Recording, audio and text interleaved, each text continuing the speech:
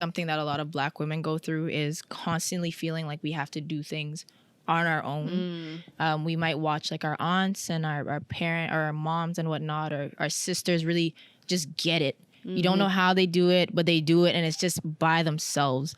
I think because I have a lot of aunts, and I've watched my mom and my sister do the same, that I felt like for a long time I had to do it regarding this business.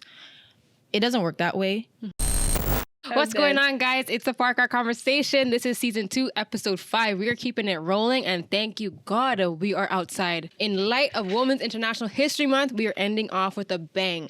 We have had 2 very deep, hard topics to digest. And so what I want to do is to make sure that I want to big up all the women, because there's some strong ass women out there. Breda Gallerin, if you are from Toronto, specifically from our ends in Scarborough, you know who this is. She is responsible for getting us fresh, making us look right. But today we're going to talk about being more than just a hairstylist. Yeah.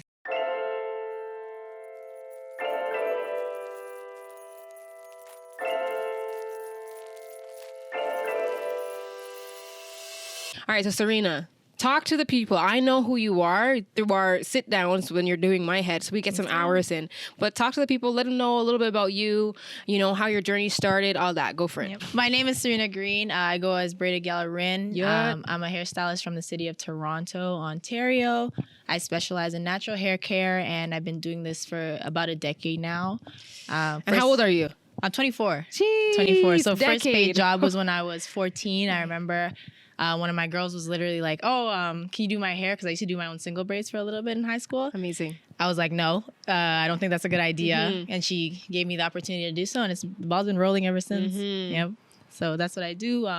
Currently working at a shop right now. I do travel to the States fairly often to work with certain teams like the Raptors, New York Mets and whatnot. And big up yourself. That's amazing. That's so big. Yeah, it's a lot, but it's the best thing ever. It's super, super fun. I am also within like the field of selling merchandise. So anything pertaining to hair care.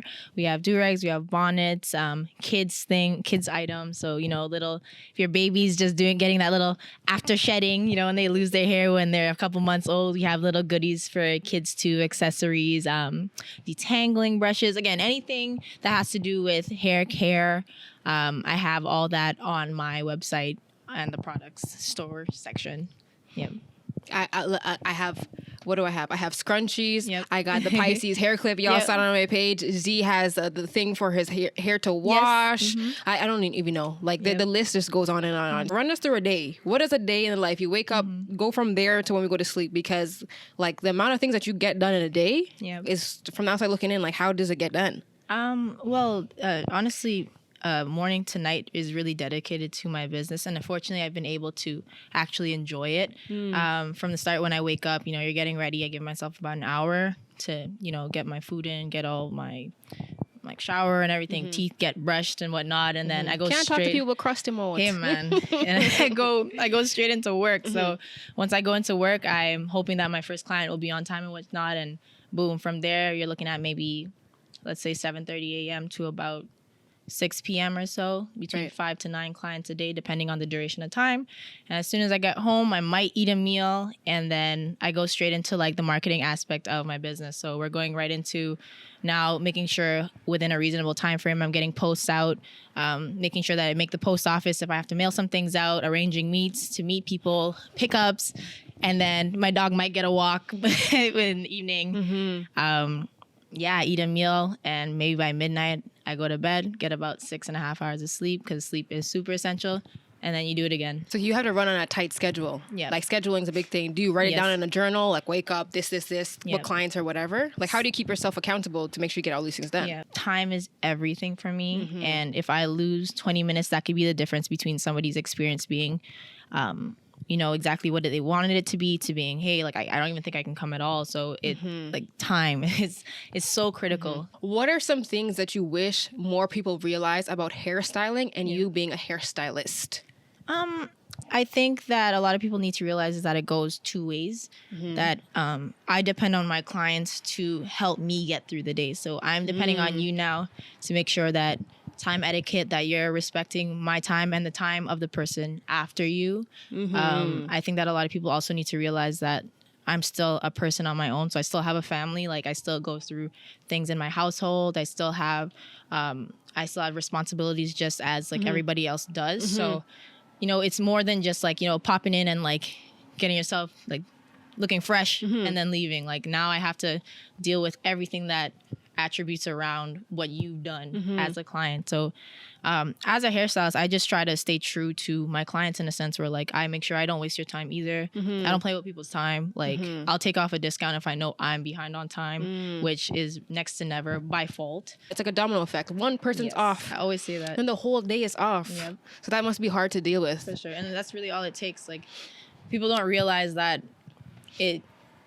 you're not messing with my day. Of course I want to go home, but I don't mind being in the shop. I enjoy it. But you're really affecting the person who is after you. And you're not going to take it up with that person and be like, my bad, bro. Like, that was me. They're going to come to me and be like, what happened? You know, Serena. And I'm just like, yeah, the person that you didn't see that just came through was late. Yeah, it's not them. But it inevitably, like, it's service, right? And it's going to happen. Things happen. You know, you might be driving somewhere. You might end up, like, hitting some traffic and whatnot that you didn't expect. Communication is key when it comes to service work, and I always make sure that when it comes to my clients that I communicate like, hey, like Jafina, I'm gonna be like 20 minutes behind. Like, take your time, go get a snack. She let me know when she's on the way here as I was applying almost my eyelashes. I was like, it's just forced a habit, literally. Like, I always give people like a certain amount of time and vice versa. If you give me a time and like I can work around that, I might even fit some food in. Who knows, you know? So exactly. That little time matters. So let's stress that. Time management matters. Through my experience with being with Serena in the chair, I mean, we have like sometimes 3-4 hour sits where you're like doing my full head. We talk about a lot of things. And I know sometimes that can get challenging because you meet everybody. Like, I mean, 5 to 9 heads a day.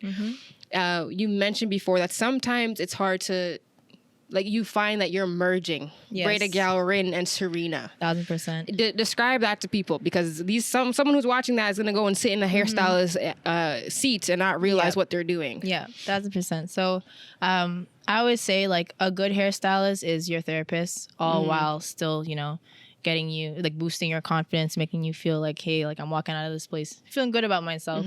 So it's like you're getting double the service, you know what I mean? I'm a social worker all while, you know, hairstylist. And to separate the two, it does get pretty difficult.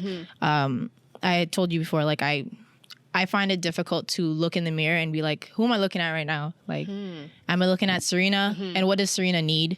Or am I looking at Breda Gallerin, who's thinking of the next thing to schedule? Or, you know what I mean? Like, looking into my phone, like, who needs, you know, service. Literally, who needs service? And that was actually me before I came here. Like, I was walking my dog, I'm replying to messages. Like, those are moments where you might have like a sense of clarity and be like, oh wow, look at the grass, like, you know, look at the sky, like, wow, the weather's so nice today. I think I responded to like 8 messages and was formulating some like other things that I had to do regarding my business. So it's really hard to separate when you're really intertwined as deep as I feel I am. And I don't even feel like I'm large scale at all. So if I'm at this point, eventually, like, you just have to build a team. You have to build a team. And I'm learning as time progresses that that's the only way, because you can't do everything by yourself. It's not physically possible. And unless you want to compromise like yourself as an entity, there has to be a separation. You have to be able to go see your family and not open your phone and worry about, you know what I mean, your business. You have to be able to lie down with your significant other, you know, and not be like, oh, wait, sorry, hold on.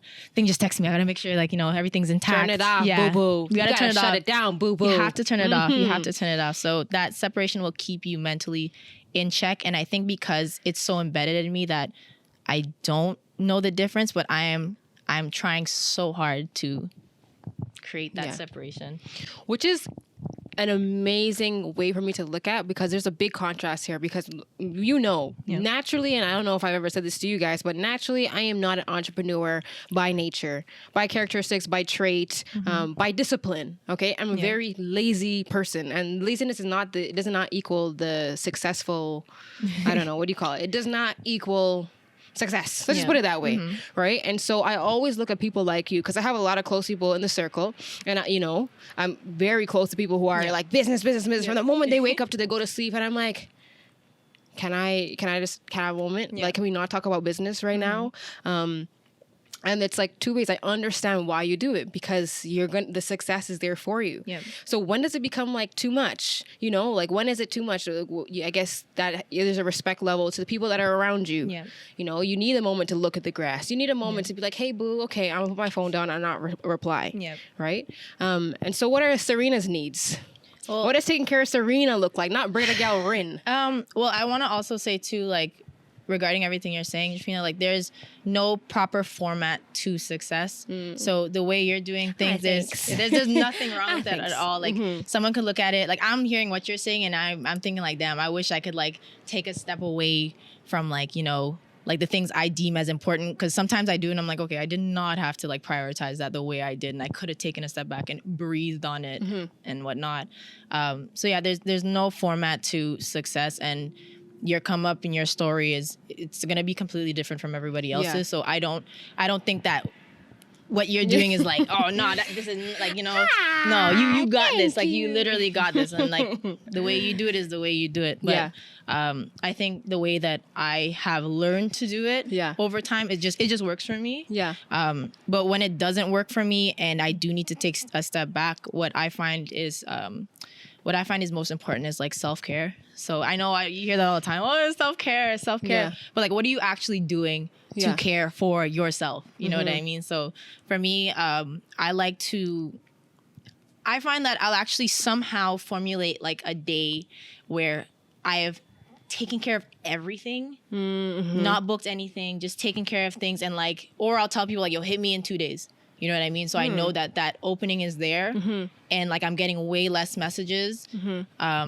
And yeah, I take that day to like, you know, eat what I want, really watch stupid things like that, like scroll. I'll take that as a day to scroll. You know what I mean? Just get my funny up, like look at things and just laugh. Yeah. You know, like there's days when I don't smile, there's days when I don't laugh, and I really look at myself in the mirror. I'm like, this is not right. Yeah. But the days that I do spend time with my boyfriend, you know, me time. Ask my mom how she's doing. You know what I mean? How are you doing? Check in with people you love. Exactly. And it doesn't have to be that like, you know, self-care is, I'm putting a face mask on, or like that's mine. It works again. Everything. But for me, it's just like doing the things that I haven't prioritized in a while, like calling my aunts, seeing how they're doing. You know, asking my friends how their businesses are going, because I know, you know, I know what I know and I can help give advice and whatnot. But just nothing pertaining to the business is my form of self-care. Just nothing at all. That makes sense. Yeah. You need a time to plug out. So for someone who is like, your hands are the magic, your brain is the magic, you're like a powerhouse person, let's talk about the difficulty, if there is any difficulty about growing your team. You mentioned you have to build a team. Yeah. Is that something that's hard for you because you are, the magic is like all right here? Yeah. What is that like for you? Well, I'll start off by saying I think that just something that a lot of Black women go through is constantly feeling like we have to do things on our own.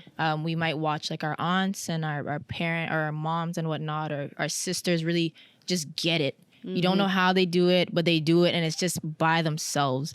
I think because I have a lot of aunts, and I've watched my mom and my sister do the same, that I felt like for a long time I had to do it regarding this business.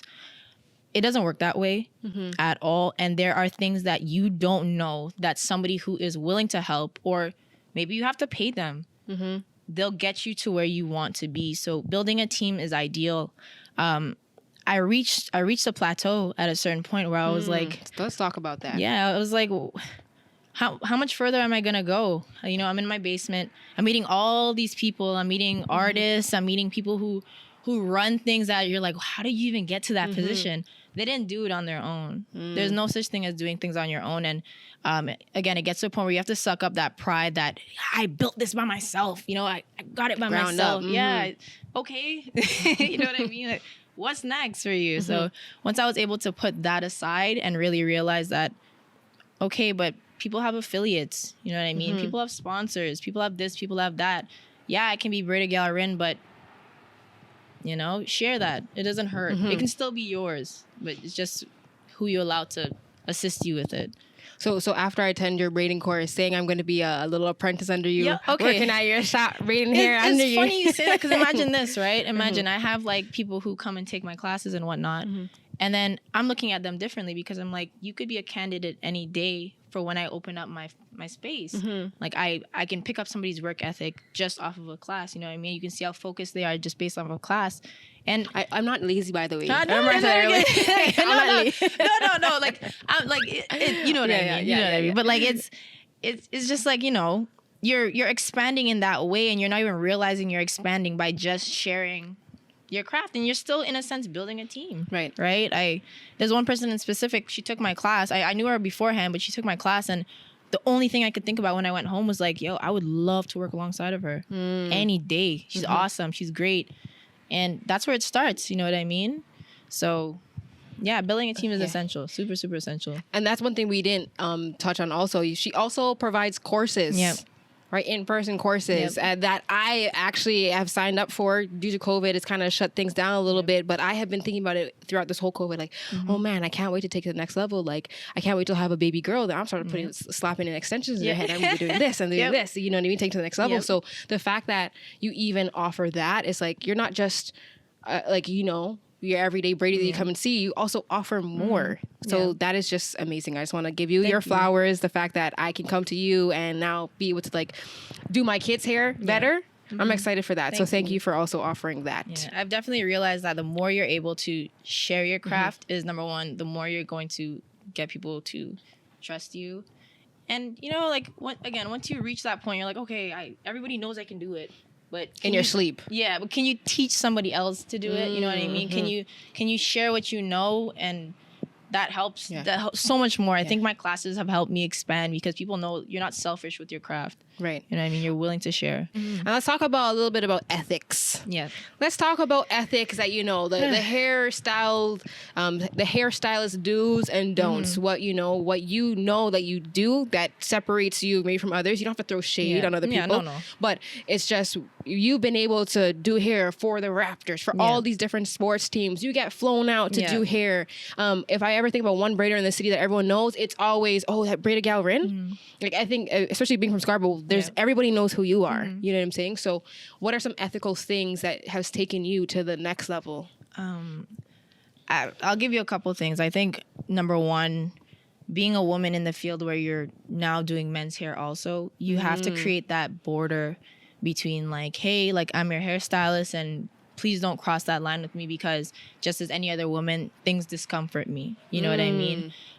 One thing that people don't realize is that doing somebody's hair is so intimate, especially because you're spending so much time with them. And I'm not talking about intimate like, oh, I've fallen in love with my hairstylist, but you're really getting to know so much about a person that imagine you have a sibling that you're not even close with. You won't even let them in that close proximity to you the way you would let a hairstylist, you know what I mean? And I'm in your scalp, you know what I mean? Like I can see certain things you've been through into your brain.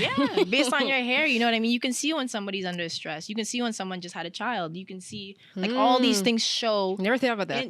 In somebody's hair, like postpartum shedding and whatnot. Like I'll see that and be like, oh, like, you know, like how did this happen? Oh, you know, I just had a kid. Now we get into the what's going on with you and your family and whatnot. It's so personal, but you also have to create that like that divide. You know what I mean? And ethically, when it comes to being a hairstylist, if you're not able to see that line in between, it can be very compromising. And I think that's why I've been able to expand into certain teams and certain, certain events and whatnot, certain artists, because each and every single one of them knows that there is that border.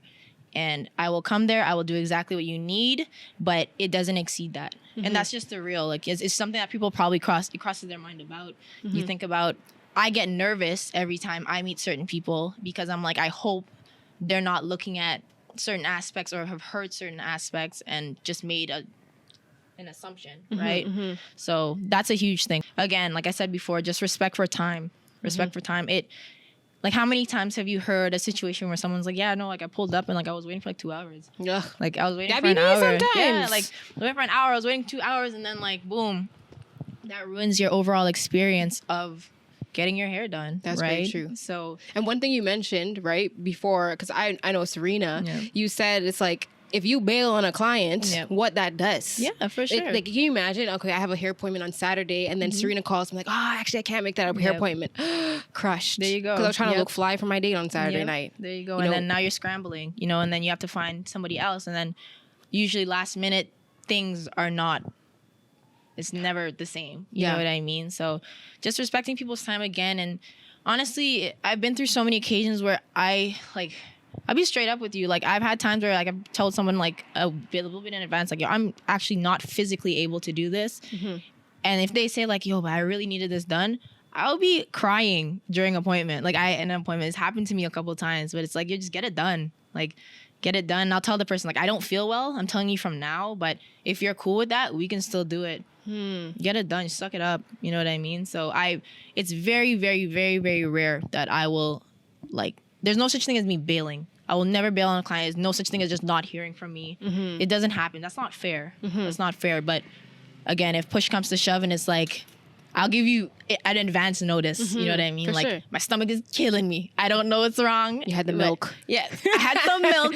I had some dairy. I had Stomach some bubbling dairy, up a but little. yeah, I'll tell them. Or like, like, I'm not feeling mentally all there. So if I tell people this all the time. If I'm quiet, it's because, like, I have a lot on my mind right now. Please excuse that. It's nothing to do with you. Communication, and it's never an issue. People go through things, you know what I mean? So. Definitely. And I think that's one thing I want people to realize, having had worked in the service industry, and obviously now speaking to someone who's in the service industry, is that we and they and she is still a human being, right? You still have aspects of your day that, like, you deal with other things. So when people just come and they're emotionally dumping and this or this, like, sometimes you might already have so much on your plate. Put some respect on your hairstylist, okay? Treat them good, because she's gonna make sure you look fly when you leave there. And I think that's commendable that you're able to do so much for people a day, because I mean, some people are introverts and can't even be around people. They need to take breaks. The fact that you're constantly seeing people over and over and over and back to back, I think some people will overlook the fact that it's full time. It doesn't stop. And there's one thing that I know is very important that I want you to speak on, and we spoke about that before, because you obviously deal with a lot of natural hair and people of color, Black folk. I want you to speak on something that you mentioned. Remember, we were on the phone and you were speaking about how people speak about themselves? Yes. I want that message to go out there. For sure. So one thing that I try to do when it comes to being a hairstylist is that I always try to put out a certain message and experience when it comes to Black hair. So even terminology, don't refer to yourself as certain things when you are talking about an aspect of being Black, especially when it comes to hair. So no, your hair is not nappy. Like at the end of the day, that is still a derogatory term. It's not hard. It's not unmanageable. It is manageable, and it just needs some love. It just needs some care, and you may need to see me more often, but there's no such thing as nappy and like it's hard-headed and all this type of things. Like, why would you tell yourself that? They probably what I mean? apologize. Like, because I even find myself doing that. I'd be like, I'm so sorry. Like, I know my hair's real thick. I got a lot of hair. They're just like, don't be sorry. Exactly. Like, okay. My hair's thick. It's unmanageable. No, it just maybe that in the past someone has told you something like that, but it doesn't mean it's right. And it's definitely not something that you should be passing on to somebody else, because now you're making it again a derogatory thing. Right. Anytime somebody sits in my chair and they use anything like that, I literally will be like, okay, first of all, cut that word out of your vocab. Let's run it back. Your hair is very soft. It just needs some moisture. Your hair is very manageable. It just needs a trim. You know what I mean? All that. So I really try to navigate away from certain things that have been embedded in like harmful narratives. Yeah, there you go, harmful narratives. And as soon as you're able to do that, like, you start looking at yourself different in the mirror. That self-love comes a little bit different, and there's no reason to convince yourself of that just because your mom told you that, your dad told you that. Like, I remember I saw a video and like little Boosie was like, "Oh, you nappy-headed little ends," like, you know what I mean, to his kids.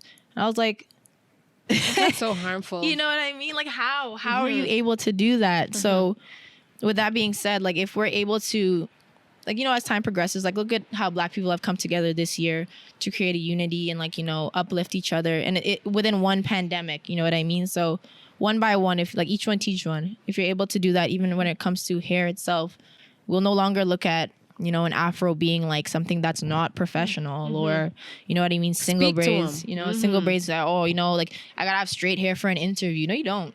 You really, really don't. Speak to 'em. So, and if you do, then maybe that institution is not where you need to be. But, to each his own. Exactly. And I think that's very powerful. Even, having Zachariah, I can imagine as he grows older, he has braids. And I know some people, I've had this comment actually been made like, oh, he looks like such a Scarborough kid. Yeah. I'm like, what does that mean? Because he got braids? That's ridiculous. Like, you know what I mean? I mean, he looks like a black boy that has braids. I mean, it's a style like, properly used by black people, made by black people, created by black people. Like that's how his hair is, and it's a manageable style for him. And so I can imagine how those narratives are harmful, and the power that you have is being able to tell people like, listen, I'm managing your hair. I'm going to work with your hair. Your hair can be managed. And there's probably a lot of people out there that are like ashamed. Let's talk about your hair a little. Tell them about this hair. Okay. Here's a new product I see online all the time. Self promo. Let's go for it. Okay. Tell them what it is. These are BGR Braided Gallerin boho locks. It's my first line of hair that I've ever come out with. The current length I have right now is 36 inches. I am 5'9", so anything mid-back looks mediocre to me. I like long. So my go-to is this right now. I've had these in since January, about mid-January, and they're still going strong. Fortunately, about certain faux locks is that your hair can only grow. It's not shedding, it's not losing length, there's no hair popping out because it's all formulated, like it's wrapped underneath, so it's retaining moisture. I spray this with a little bit of like a cheap leave-in so it can keep the moisture in. And honestly, like my hair, I've been faux locking my hair since I was in grade 10, and it's the only thing that will religiously grow my hair out. Like I'll do twists and whatnot, but it doesn't do what faux locks do.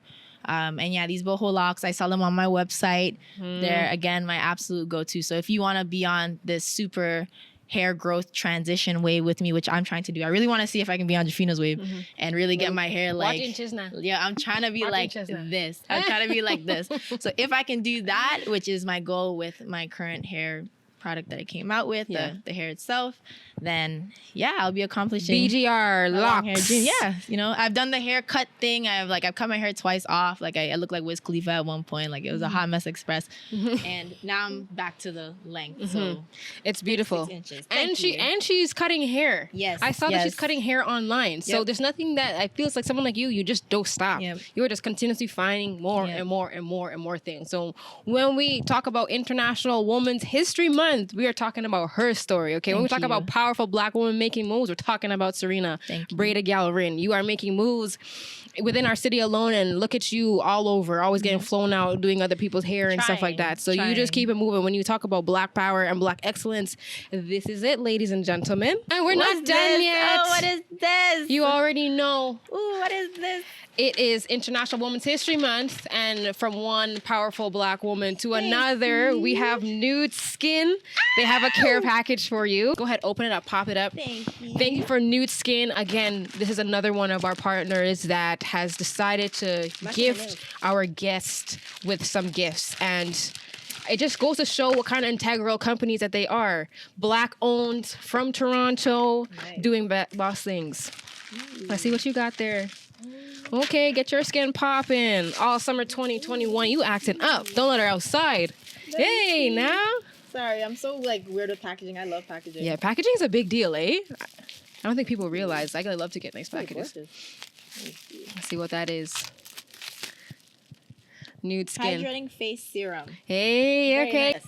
We know it's good. Sunflower oil. We have vitamin E, vitamin A. Okay. What else? Tea. Okay, natural. Rosehip oil. I'm hearing water. natural. I'm hearing natural. Almond oil. Papaya seed oil. I'm hearing natural. Okay. And again, black owned, from Toronto, female owned. So again, shout out to Women's History Month. I'm so happy that I've been able to talk to 3 amazing, powerful women, partner with 3 amazing brands who are doing great things and making moves and things. So I just want to say thank you again. Come give me a hug. Thank you. I know. Shout out to Nude Skin. Shout out to our whole thing, and big up women forever, for life, because we bring life and we continue it, and we're going to continue to make big things. So again, check her out, Braided Gallerin.